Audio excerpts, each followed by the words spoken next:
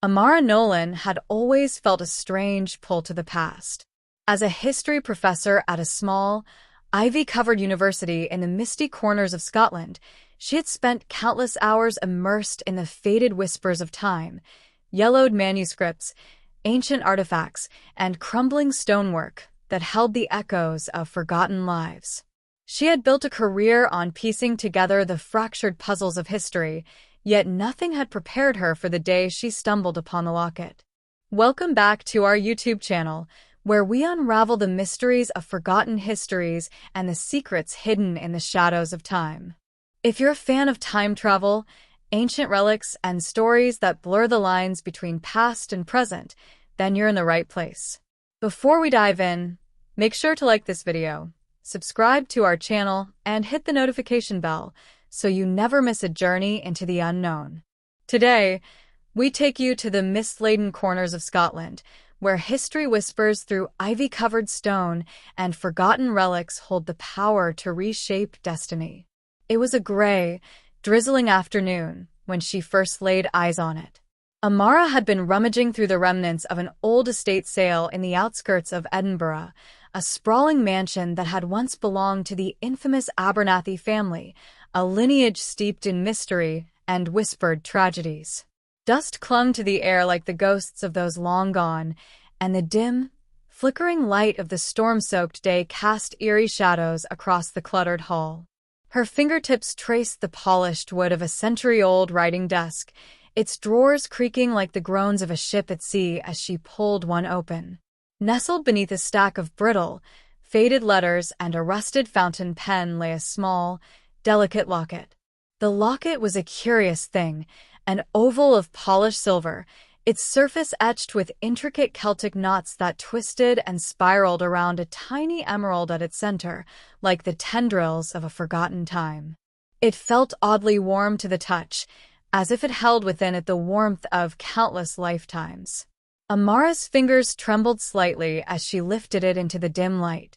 The chain slipped through her fingers like whispered secrets, and as she brushed away the fine layer of dust, she noticed an inscription along the edge of the clasp. "To those who seek, time shall yield." Amara felt a shiver run down her spine, the hairs on the back of her neck prickling with a sudden, inexplicable awareness. She had seen thousands of lockets in her years as a historian, but this one was different. It felt alive, as though it pulsed with a hidden heartbeat, a silent rhythm that whispered promises of forgotten eras. She unclasped it with a soft click, and the locket fell open in her palm. Inside, instead of a photo or a lock of hair, she found a small, folded piece of parchment, its edges curled with age. With a delicate touch, she unfolded it, revealing a series of symbols and a single, haunting line scrawled in a spidery hand. "The past is not as still as it seems." A sudden gust of wind rattled the leaded glass windows of the study, and Amara's heart skipped a beat. She glanced around, half expecting to see the specter of some long-dead Abernathy standing in the shadowed corners of the room. The air had grown colder, the shadows deeper, and the faint hum of distant thunder vibrated through the ancient walls, as if the very fabric of time itself had taken a breath. She closed the locket quickly, the soft snap of its clasp echoing in the empty room, and slipped it into her pocket, her pulse thrumming in her ears. As she made her way back through the darkened hallways of the mansion, the air thick with the scent of damp stone and aged wood, she felt the weight of the locket pressing against her thigh with each step, like a heartbeat out of time. She couldn't shake the feeling that she had just set something in motion, something far larger and far older than herself. She had spent her life uncovering the past, but now, it seemed, the past had found her. That night, as the storm raged outside her small, book-filled apartment, Amara sat at her desk, the locket glinting in the flickering candlelight beside her, its emerald center catching the light like a watchful eye. She spread the brittle parchment across her desk, her mind racing as she traced the strange symbols with a trembling fingertip. They felt familiar, like echoes of half-remembered dreams, but their meaning eluded her. Yet, one thing was certain. The locket had a story to tell, a tale whispered across the ages, and Amara, with her insatiable hunger for the past, had unwittingly accepted the invitation to listen. As the night wore on, and the wind howled like a chorus of restless spirits outside her window, Amara's world shifted. The boundaries between past and present seemed to blur, and a faint whisper echoed in the back of her mind, a whisper that felt both foreign and familiar, like a forgotten memory resurfacing. To those who seek, time shall yield. So, if you're ready to join Amara on this journey into the past, hit that like button, subscribe, and stay tuned for the next chapter, where the line between history and mystery begins to blur. Chapter 2. Amara's nights grew restless. The locket had become a constant, silent presence in her life, a whisper of the past that echoed through her thoughts even as she lectured her students on the fall of ancient civilizations and the forgotten myths of the Celtic Isles. She found herself tracing its intricate patterns absent-mindedly, her fingers brushing over the cool, polished silver whenever it hung around her neck. Her dreams, once a scattered jumble of daily concerns and academic deadlines, now swirled with images of mist-covered hills, crumbling castles, and shadowed figures whose eyes seemed to hold the weight of centuries. One evening, as the autumn fog rolled thick and damp against her apartment windows, Amara spread the delicate parchment across her desk once more, her heart quickening as she studied the faded symbols. Days of obsessive research had turned her small office into a chaotic nest of open books, scattered notes, and ancient maps. She had traced the symbols through countless dusty volumes, each one leading her deeper into a maze of forgotten lore. She had even contacted a few colleagues, specialists in Celtic history and cryptography, but their replies had been brief and puzzled, some dismissing the symbols as mere decoration, others suggesting a lost, hybrid dialect without known translation. Frustration gnawed at her, but it only fueled her curiosity. She had come to suspect that the locket was more than just a trinket. It felt alive, a relic that had somehow absorbed the whispers of forgotten eras, and perhaps even the power to bend time itself. As she leaned back, her gaze drifted to the flickering candlelight playing against the locket's polished surface, the emerald at its center glinting like a watchful eye. She felt its weight as if it had grown heavier in recent days, its presence an undeniable force that seemed to tug at the edges of her reality. Then, on a damp, windswept Friday night, as the city's fog crept through the narrow alleys like ghostly tendrils, Amara felt a sudden chill run down her spine. She had been sitting at her desk, lost in her notes, when the room seemed to tremble, a faint vibration that sent ripples through her glass of water and rustled the parchment like a whispered breath. Her heart thudded in her chest, her eyes darting around the shadowed corners of the room. For a moment, she felt as though she were not alone, as though someone or something was standing just beyond the reach of her flickering candlelight. She reached for the locket, her fingers curling around its cool, familiar shape. The instant her skin touched the polished silver, a strange warmth spread through her palm, and the room seemed to tilt around her. She gasped, gripping the edge of her desk as the world swirled in a dizzying cascade of shadow and light. The symbols on the parchment, which she had struggled to decipher for days, now glowed faintly, the ink seeming to pulse in rhythm with her racing heartbeat. She could feel the locket vibrating, a low, resonant hum that seemed to echo within her bones. The air grew colder, the shadows deeper, and for a fleeting, terrifying moment, Amara felt the walls of her small apartment dissolve into mist.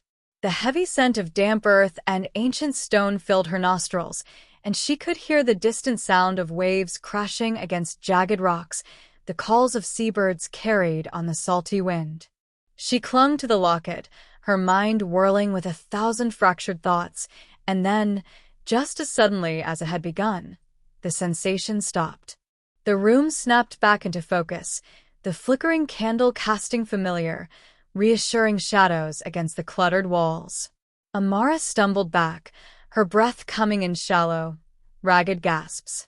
She glanced down at the parchment, now completely still, the symbols once again cold and silent ink.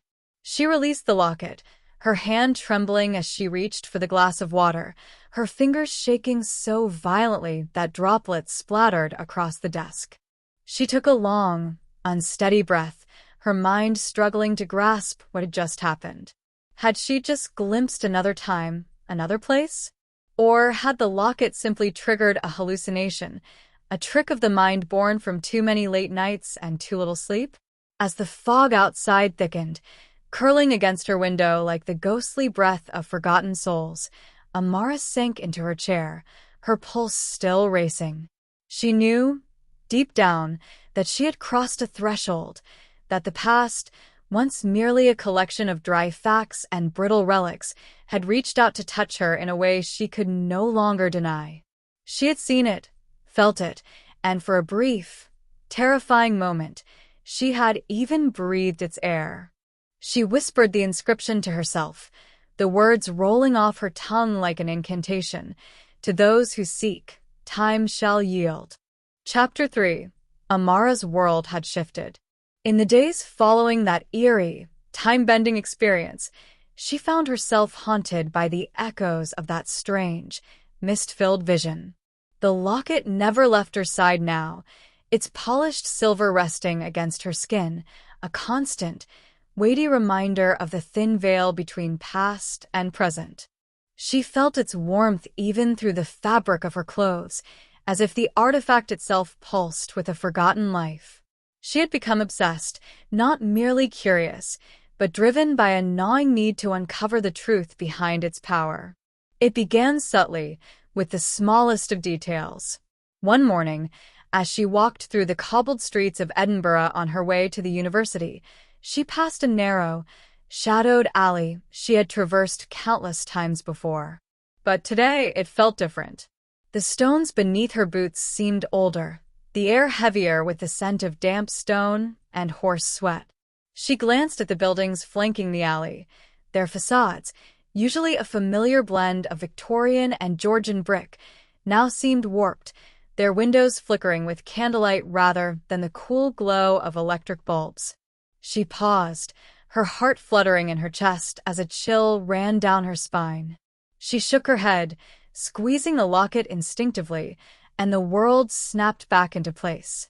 The faint clatter of passing cars, the buzz of distant traffic lights, the hurried footsteps of fellow commuters, all as it should be.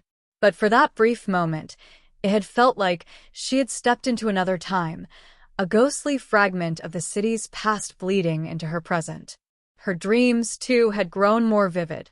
She found herself wandering through shadowed corridors lit by flickering torches, the stone walls around her echoing with distant whispers and the soft, echoing clank of metal on stone.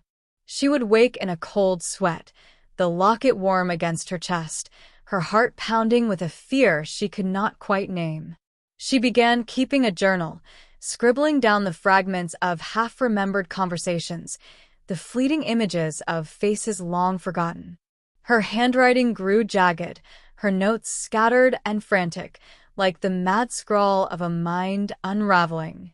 One rainy afternoon, as she sat in her cluttered office surrounded by piles of ancient texts and glowing computer screens, Amara's phone buzzed. She blinked, the harsh, modern sound jarring against the silence of her scholarly sanctuary. She fumbled for the device, her hands trembling slightly as she read the message. "Amara, I need to see you. It's about the locket. Callum." She felt her pulse quicken. Callum Drayton was a fellow historian, a friend from her university days, and one of the few people she had trusted enough to share her recent, unnerving experiences with. He had always been the skeptic, the voice of reason to her more whimsical leanings, but even he had grown quiet when she had described the locket's strange powers. She had shown him the parchment, the symbols still as enigmatic as the day she first found them, and for once, Callum had no quick explanations, no reassuring scientific theories to dispel her fears. They met later that evening at a small, out-of-the-way pub, the kind of place where the walls seemed to absorb secrets and the air hung thick with the smell of aged wood and dark ale. Callum was already at the bar when she arrived, his brow furrowed, a pint clutched in his hand. He looked up as she approached, his blue eyes sharp with concern. "Amara," he said, his voice a low, urgent whisper as she slipped onto the stool beside him. "You're not imagining this. The locket, it's more than just an artifact." She felt a cold wave of fear ripple through her. Callum was not one to indulge in flights of fancy. If he believed something was amiss, it meant her fears were not just the byproducts of a stressed mind. She leaned in, her fingers clutching the cool, familiar shape of the locket beneath her coat. "What do you mean?" Callum glanced around the dimly lit pub, his gaze lingering on the shadows that clung to the corners like watchful spirits. He leaned closer, his voice dropping to a near whisper. "I've been doing some research of my own. The symbols you showed me, they're not just decorative. They're part of an ancient pre-Celtic language, something older than anything we've studied. They speak of time, Amara. Time as a living, breathing force." Amara felt the blood drain from her face, her pulse thundering in her ears. She had suspected as much, but to hear it confirmed by someone as rational as Callum sent a chill through her veins. She opened her mouth to speak, but he raised a hand, cutting her off. "I've seen this before, references in forgotten manuscripts, whispers of objects that can bend the very fabric of time itself. I didn't want to believe it, but after what you told me..." He paused, his eyes dark with a mixture of fear and fascination. "Amara, I think the locket is one of those objects." She gripped the edge of the bar, her knuckles white, the polished wood cool against her palms. She felt the locket grow warmer, as if it had sensed the revelation, its heartbeat pulsing in rhythm with her own. Her mind raced, the fog of uncertainty lifting to reveal a chilling, exhilarating truth. She was holding in her hands a key, a bridge between past and present, and perhaps even future. As Callum's words sank in, she felt the world shift around her once more, the shadows deepening, the whispers growing louder. She had crossed a threshold, and there was no turning back. Chapter 4. The air felt different the next morning. Amara awoke with the remnants of her conversation with Callum echoing in her mind, the chill of his words clinging to her like the morning fog that blanketed the city. She felt the locket warm against her chest, its subtle, rhythmic pulse in sync with her heartbeat, a silent reminder that the boundaries between past and present had grown perilously thin. She had crossed a line, and she could not retreat. The locket had become a part of her, its secrets as much her burden as her salvation. She spent the next few days in a fevered haze of research, her fingers smudged with ink, her eyes bloodshot from sleepless nights spent poring over ancient texts and forgotten manuscripts. She haunted the university library, her presence becoming as constant as the dust that clung to the old leather-bound volumes. She sought every scrap of knowledge she could find on time, on Celtic myths, on the dark, forgotten corners of history that whispered of lost civilizations and strange artifacts. But the deeper she dug, the more elusive the truth became, slipping through her fingers like the mist that swirled around the city's Gothic spires. One evening, as the sun dipped below the jagged skyline, casting long shadows across the cobbled streets, Amara found herself standing before the dark, imposing facade of the Abernathy mansion once more. She had avoided returning to the place where her strange journey had begun, fearful of what she might find, but something, perhaps the locket itself, had drawn her back, a silent call that she could no longer ignore. The iron gates creaked as she pushed them open, their rusted hinges groaning like ancient bones. She stepped into the overgrown garden, the damp earth squelching beneath her boots, the air thick with the scent of wet leaves and decaying stone. The mansion loomed before her, its shadows stretching across the tangled grass like a slumbering giant. She hesitated on the threshold, her heart pounding, the locket a warm, reassuring weight against her chest. As she crossed the threshold, the air grew colder, the shadows deeper. She felt the weight of unseen eyes upon her, the silent watch of long-dead Abernethys whose portraits lined the cracked walls of the grand foyer. Dust motes swirled in the shafts of dying sunlight that pierced the dirty, leaded glass windows, and the creak of the old floorboards beneath her feet echoed through the cavernous halls like the whisper of forgotten voices. She made her way to the study, her footsteps slow and measured, the locket thrumming against her chest as if in anticipation. She paused at the doorway, her hand hovering over the tarnished brass handle, her pulse racing. She took a deep breath and stepped inside, the air chilling her skin as the heavy wooden door creaked closed behind her.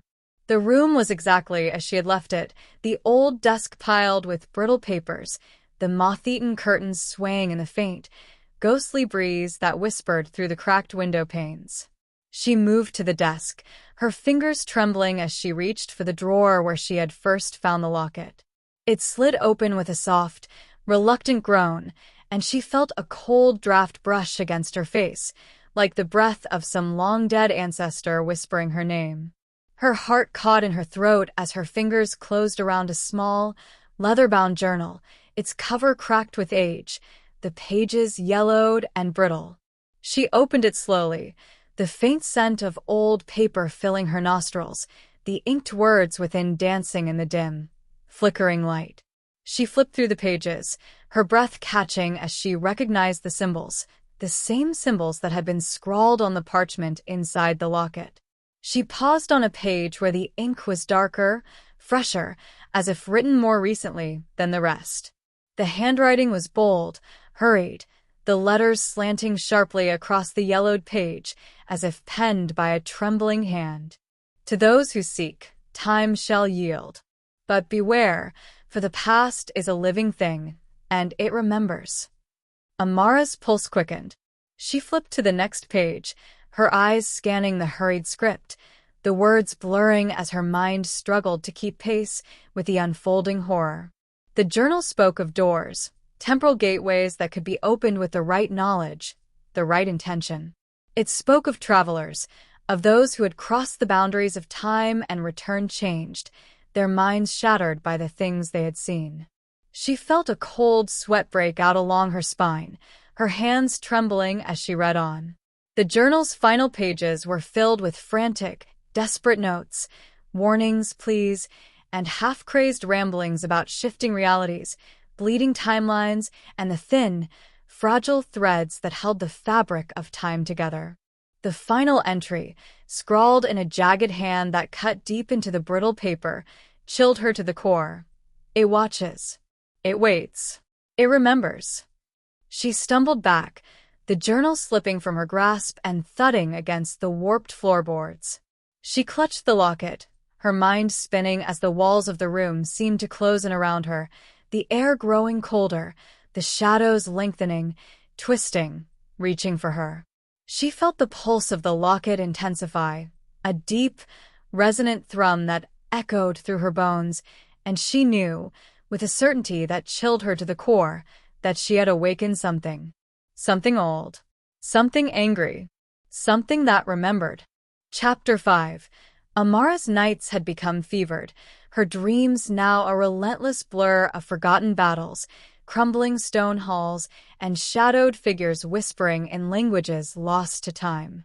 The journal she had recovered from the Abernathy mansion lay open on her desk, its pages filled with cryptic warnings and maddened scribbles that seemed to pulse with a dark, sentient energy. She had read every page, every line, until the words bled into her mind, their meanings twisting her thoughts like the gnarled branches of an ancient, twisted tree. She began to notice the changes, subtle at first, like the flicker of a candle at the edge of her vision, or the faint echo of ghostly footsteps on the stone steps leading up to her apartment.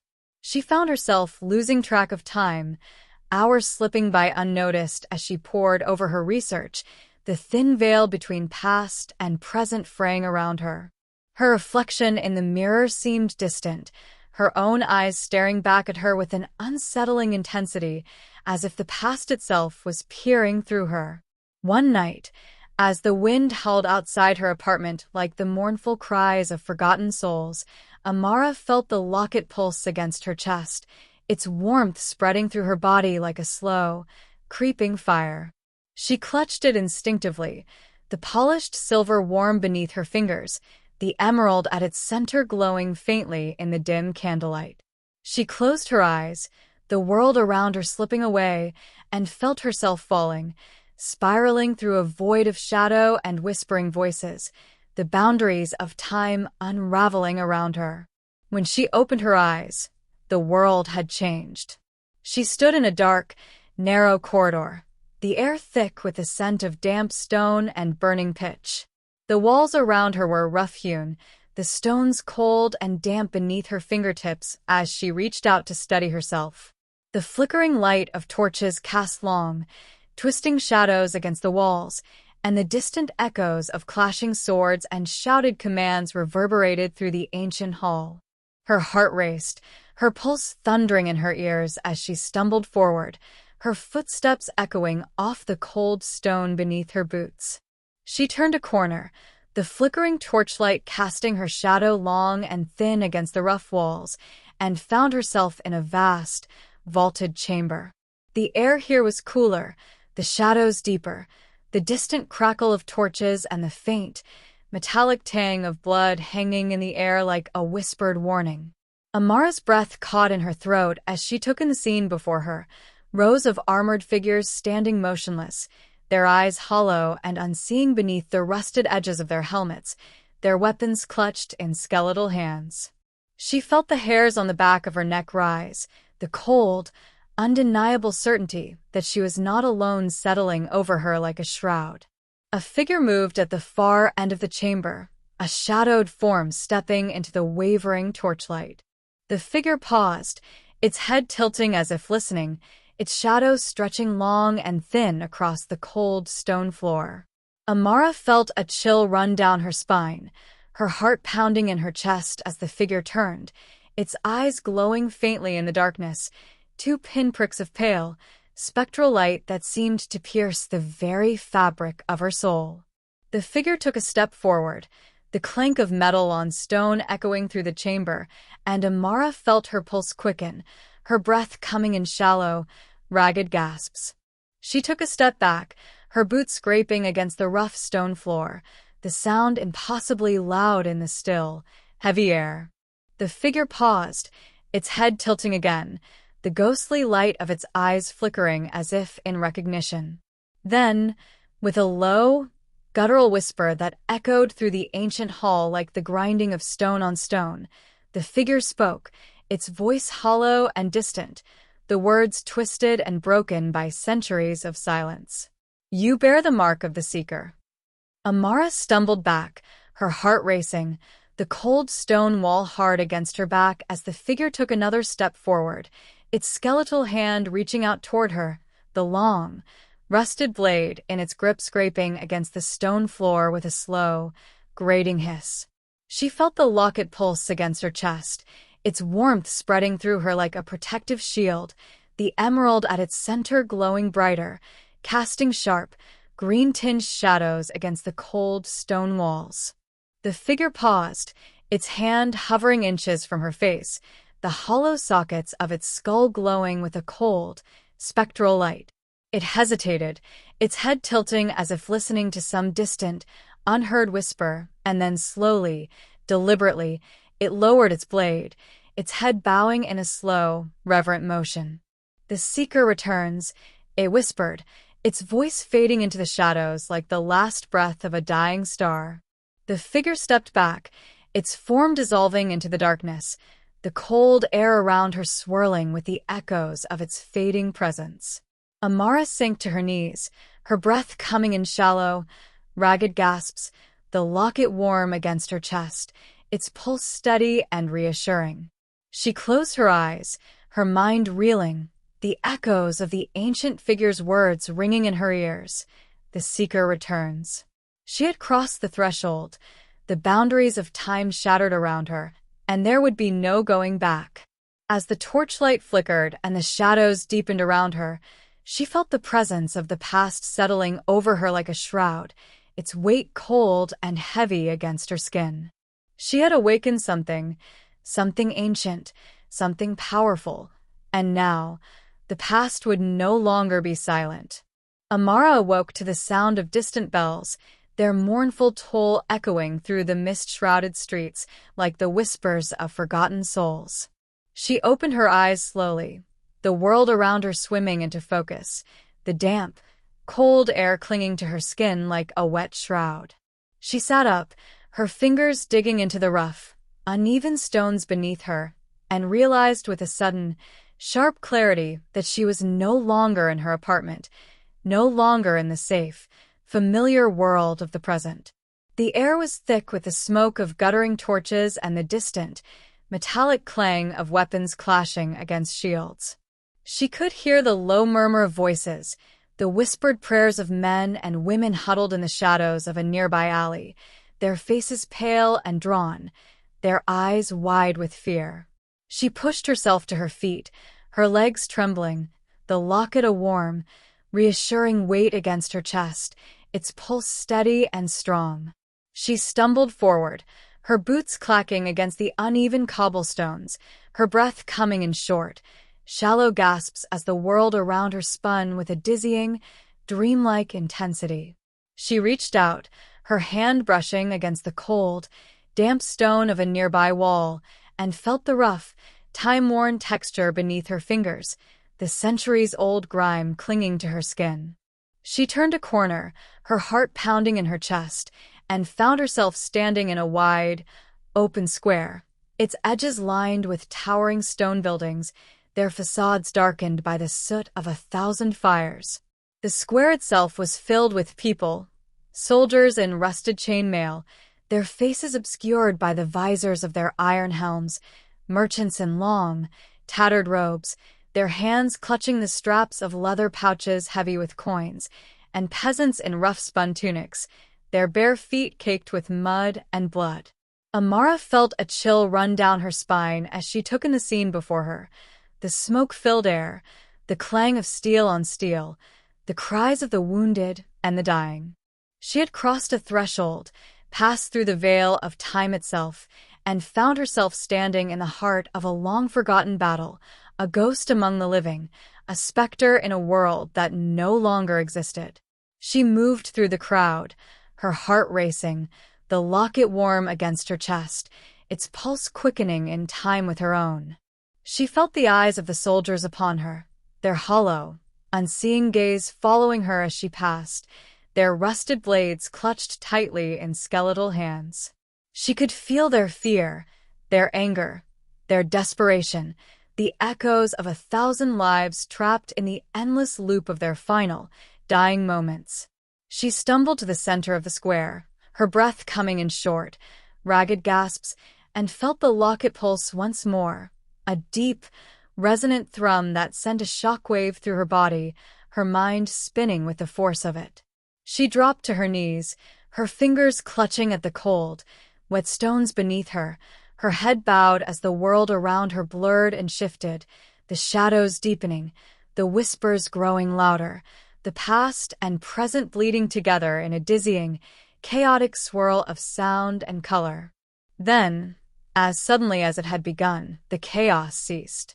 The world snapped back into focus, the fog lifting, the air growing colder, sharper, clearer. Amara lifted her head slowly, her breath catching in her throat as she realized where she was, the center of the ancient square, the heart of the forgotten battle, the place where the timeline of history itself had shattered and bled into her own. She felt a presence behind her, a cold, sharp awareness that sent a chill through her veins, her pulse quickening as the air grew colder, the shadows lengthening around her. She turned slowly, her heart pounding in her chest, and found herself face to face with a figure clad in dark, rusted armor, its eyes glowing with a cold, spectral light, its skeletal hand outstretched, the long, rusted blade in its grip gleaming in the flickering torchlight. The figure took a step forward, its heavy, iron-shod boots clanking against the cold, wet stones, its hollow, glowing eyes locked on hers, its breath a cold, rasping whisper that echoed through the still, heavy air. The seeker returns, it whispered, its voice low and hollow, the words twisted and broken by centuries of silence. The past remembers. Amara felt the locket pulse against her chest, its warmth spreading through her body like a protective shield, the emerald at its center glowing brighter, casting sharp, green-tinged shadows against the cold stone walls. She met the figure's gaze, her pulse steady, her mind clear, and took a slow, deliberate step forward, her hand reaching out, her fingers brushing against the cold, rusted metal of the figure's breastplate. "I am the seeker," she whispered, her voice low and steady, her eyes locked on the hollow, glowing sockets of the figure before her. "I have crossed the threshold, passed through the veil of time, and awakened the past. I have seen the shadows of forgotten lives, felt the whispers of forgotten souls, and breathed the air of forgotten worlds. I am the seeker, and I will not be forgotten." The figure paused, its head tilting, its hollow eyes flickering as if in recognition, and then, slowly, it lowered its blade, its head bowing in a slow, reverent motion. "The seeker returns," it whispered once more, its voice fading into the shadows like the last breath of a dying star. The past remembers. Amara felt a surge of power, a deep, resonant thrum that echoed through her bones, the locket warm against her chest, its pulse steady and strong. She took a deep breath, her heart racing, her mind spinning with the weight of 1,000 forgotten lives, and stepped forward, her boots clacking against the cold, wet stones, the shadows parting before her like the waves of a dark, restless sea. She had crossed the threshold, passed through the veil of time, and awakened the past. She was the seeker, and the past would never again be silent. Chapter 7. The world around Amara shimmered, the cold, wet stones beneath her feet vibrating with the distant echoes of 1,000 forgotten voices. The past had awakened, its ancient pulse thrumming through the air like the low, resonant hum of a distant war drum. She felt the weight of it in her bones, the whispered memories of the countless souls she had disturbed, their fractured lives bleeding into her own, their pain, fear, and desperation merging with her thoughts, her breath, her heartbeat. She took a step forward, her boots clacking against the wet stones, her pulse steady and strong, the locket a warm, reassuring weight against her chest. She felt the presence of the armored figure beside her, its rusted blade lowered in a gesture of solemn respect, its hollow, glowing eyes fixed on the swirling mist that clung to the edges of the ancient square. Amara closed her eyes, her breath coming in slow, steady waves, the air around her thick with the scent of damp stone and burning pitch.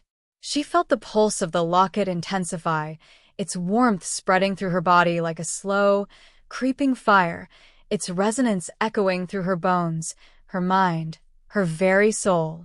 She reached up, her fingers curling around the polished silver, the emerald at its center glowing with a fierce, unearthly light, its heat seeping into her skin, her flesh, her blood.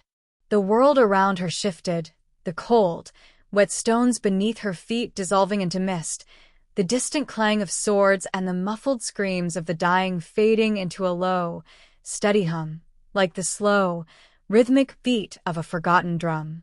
She felt herself falling, spiraling through the darkness, the shadows closing in around her, their cold, ghostly fingers brushing against her skin, whispering her name in 1,000 forgotten tongues. Then, as suddenly as it had begun, the darkness lifted. Amara opened her eyes, her breath catching in her throat as the world around her snapped back into focus. She was standing in her apartment, the familiar clutter of old books and crumpled papers scattered across her desk, the warm, golden light of the late afternoon sun streaming through the cracked, leaded glass of her window. She stumbled back, her legs trembling, her heart racing, the locket warm against her chest, its pulse steady and strong, its polished surface cool beneath her fingers. She reached up, her fingers curling around the locket, the polished silver warm beneath her touch, its surface cool and smooth, its edges sharp and clear. She felt the pulse of the ancient artifact beneath her fingertips, the slow, steady rhythm of its hidden heart, the whispered echoes of forgotten lives still lingering in the air around her.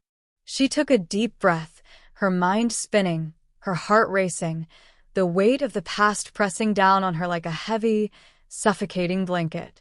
She had crossed the threshold, passed through the veil of time, and awakened the past. She had seen the shadows of forgotten lives, felt the whispers of forgotten souls, and breathed the air of forgotten worlds. She had touched the fabric of time itself, and it had left its mark upon her, its echoes etched into her very soul. As the shadows deepened around her, the air growing colder, sharper, clearer, she felt a strange, eerie calm settle over her, the fear, the confusion, the doubt fading into a distant, muted whisper.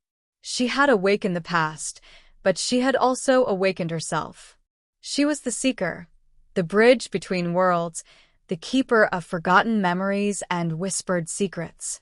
She had crossed the threshold, passed through the veil of time, and returned, changed, transformed, reborn.